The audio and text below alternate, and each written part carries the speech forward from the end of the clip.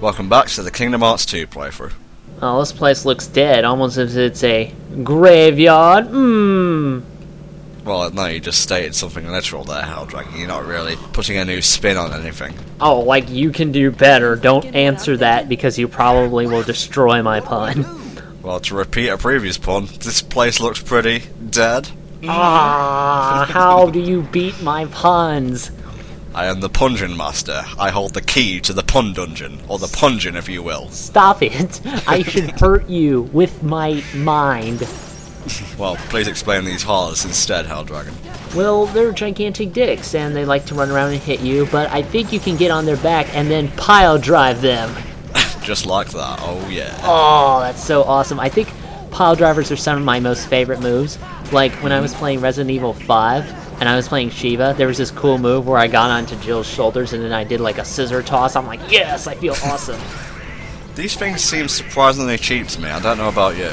I don't know. I agree with you. I think they're kind of lame and kind of cheap, but of course the redeeming factor is the fact that I can pile drive them and make their day horrible. And of course you're fighting as a fluffy lion cub. I know. Well, he has a giant sword in his mouth. Don't mess with him. It's like everything Japanese rolled into one. I know. Do you think it's because of this that spawns all that terrible Lion King art on DeviantArt? Oh, why? This doesn't help, that's for sure. Nala is like the most...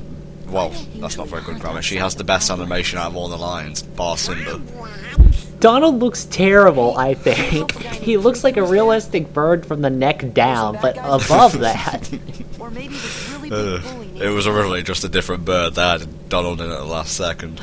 It's like they ripped off Donald's head and ripped off the bird's head and decided, let's make a new creation, I am God. It's like Sid from Toy Story. You're playing Legos with your characters, basically. So, at this point, it takes place during the point in the movie where Simba is away and Scar has taken over as the king to the Pride Lands after getting the hyenas on his side.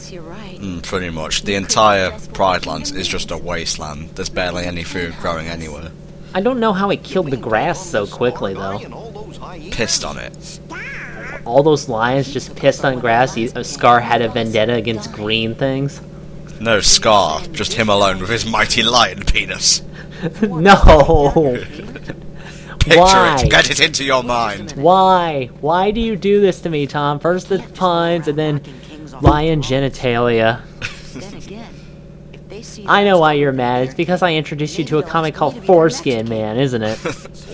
I wonder if there's a lot of irons-based content in his pee. I should... Stop it, seriously. Oh. Terrible.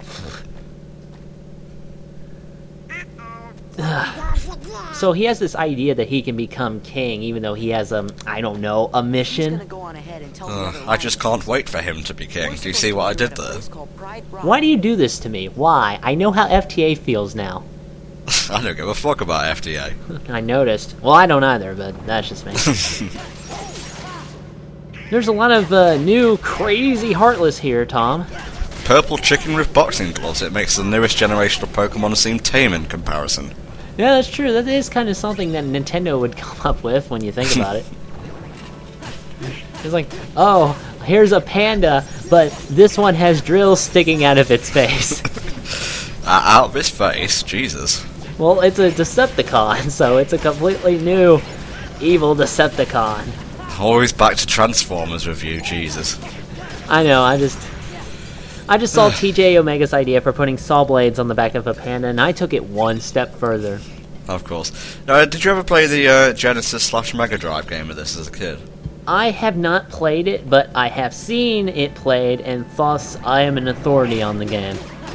Right, do you know about the Elephant Graveyard level? Yeah, I do, vaguely. It's kind of faithful, I'd say, just a little brighter than usual. I actually like this area a lot because it looks so, you know, dark and foreboding and haunting in a way that I think if you used environments like this, you could create a really cool remake of Shadow of the Beast.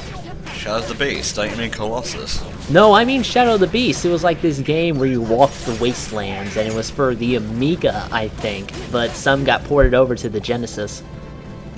Now, I will agree that this is a great vista, as it were, but if there were a lot more going on in the place, it would be more interesting. Yeah, here it's just walking around, and I really, like I said, I really don't know how they were able to ruin the land so quickly, seriously. If you notice the little command thing, it's like got a circle around it, kind of like a circle of life. Ugh. It's not a pun, I'm being actual here. Oh well, okay then, I guess I'll give you that one. Actually, what's interesting about Lion's Sword is that you can kick 10 times more ass. You can't use drives though. Well, you can't use drives, but you get arrow dashes, crazy air combos. He should just stick as a lion all the time if it wasn't for the strange connotations. Well, you could use his tail to hold the second Keyblade. That's kind of cute and awesome at the same time. It's Captain Colorbutt.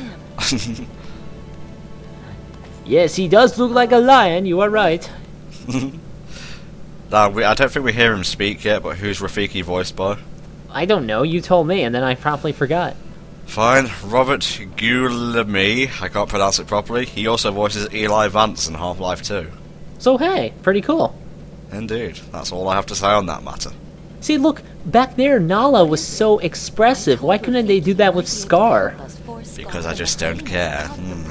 It's just a shame. He's like one of the most expressive Disney villains, and he doesn't look the part. It's annoying. And he has to have the right qualities. Like size, you know, that's one thing. Gigantic lion penis? No! Quit saying that, seriously. Well, you walked me into it. No, I didn't. Don't lie. You better go before Scar finds out you're here. Oh, what's Scar gonna do? He can't even emote. You think he's gonna fight me? I know he hates coconuts. I'll just throw some coconuts at him. I've got a lovely bunch of them. Here they all are standing in a row. Big one, small one, some as big as your head. You can talk to the lionesses, but why would you do that? I never would have had to do this to Mufasa. Well, his name is Scar. What do you think he is, a friendly cat? I love jumping off that rock. Crunch.